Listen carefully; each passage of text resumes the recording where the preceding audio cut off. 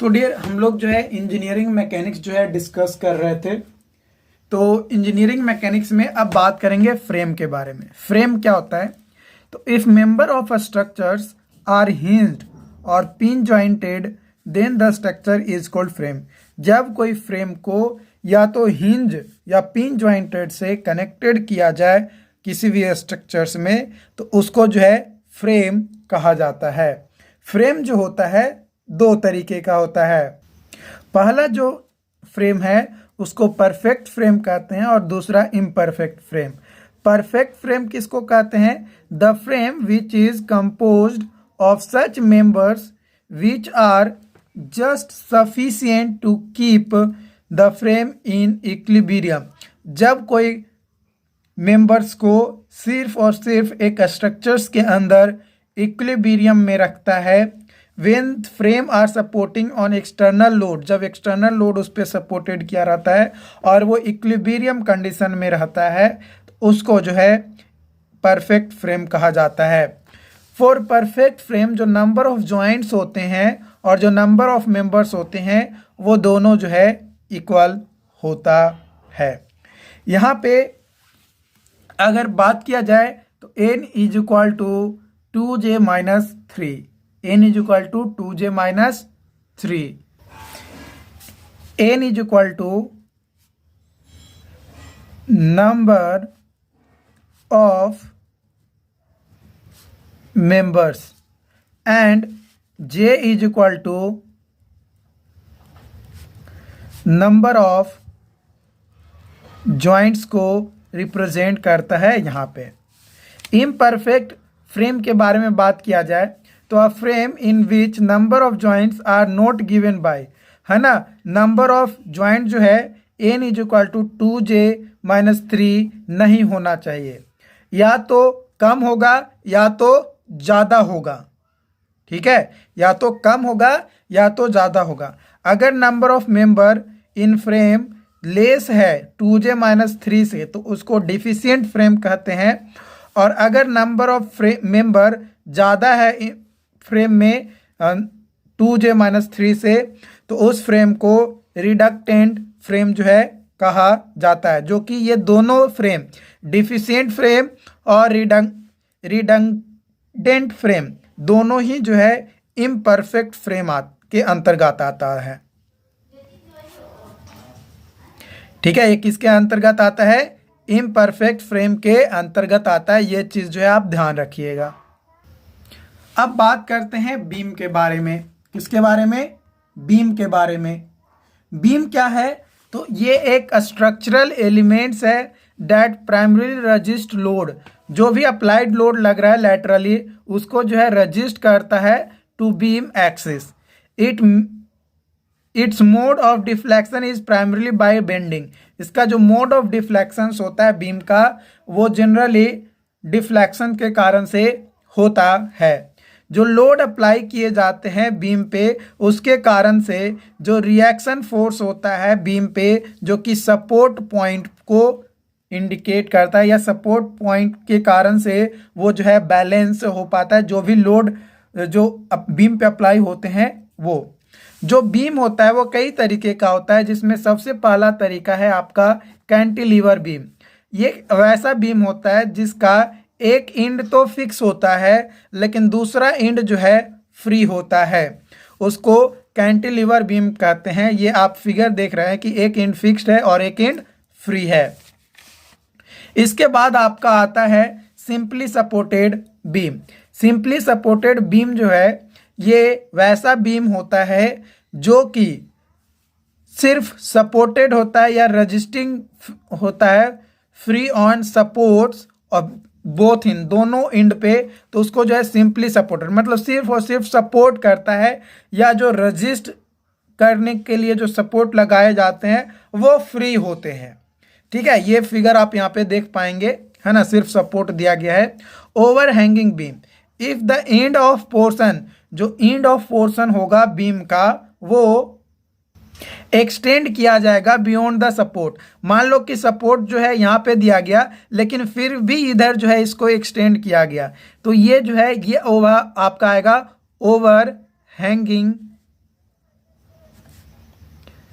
है ना, और ये आएगा सिंपली सपोर्टेड बीम, है ना। यहां से यहां तक का जो पार्ट है ये सिंपली सपोर्टेड बीम का पार्ट आएगा, या से पोर्शंस कह सकते हैं, सिंपली सपोर्टेड पोजीशन, है ना। और ये आएगा ओवरहैंगिंग पोर्शन या पोजीशंस, ठीक है। तो ये चीज आपको ध्यान रखना है। और ये जो है आपका सपोर्ट है। फिक्स्ड बीम, जब बीम का दोनों एंड फिक्स किया जाता है या किसी दीवार में पैक कर दिया जाता है तो उसको जो है फिक्स्ड बीम कहते हैं। जो फिक्स्ड बीम होता है इसको बिल्ट इन या इनकैस्ट्रे बीम के नाम से भी जाना जाता है। जो कंटिन्यूअस बीम होता है वो वैसा बीम होता है जिसमें मोर देन 2 सपोर्ट्स दिए हुए रहते हैं, तो उसको कंटिन्यूअस बीम जो है कहा जाता है। फिगर में आप देख पाएंगे। अब बात करते हैं सपोर्ट के बारे में। तो support can exert a force, support जो है फोर्स को एक्सर्ट करता है ऑन अ मेंबर पे, एक्टिंग इन एनी डायरेक्शन, कोई भी डायरेक्शन में हो सकता है, जो कि ट्रांसलेशनल मोमेंट और जो रिलेटिव डिस्प्लेसमेंट होता है मेंबर का एंड पे, उसके डायरेक्शंस में लगाया जाने वाला जो फोर्स होते हैं, एग्जर्टिंग फोर्स होते हैं, उसी को सपोर्ट कहा जाता है। लेकिन जो सपोर्ट होता है cannot prevent any rotational moment, है ना। जो भी रोटेशनल मूवमेंट होगा उसको कभी भी प्रिवेंट नहीं करेगा। टाइप्स ऑफ सपोर्ट के बारे में बात किया जाए तो सिंपल सपोर्ट, इसको जो है नाइफ एज सपोर्ट भी कहा जाता है। ये बीम के एंड पे लगाया जाता है, जो कि रेस्ट करता है बीम ऑन रिजिड बीम पे, है ना, या rest simply on rigid support, है ना। रिजिड सपोर्ट पे, रिजिड बीम पे जो है लगाए जाने वाले सपोर्ट सिंपल सपोर्ट कहलाता है। जो सिंपल सपोर्ट होता है उसमें कोई भी रेजिस्टेंस नहीं होता है to the force in the direction of support, support के डायरेक्शन में कोई भी फोर्स एक्ट नहीं होते हैं। The reaction is always normal to the support, और जो रिएक्शंस होता है वो हमेशा नॉर्मल होता है टू द सपोर्ट के।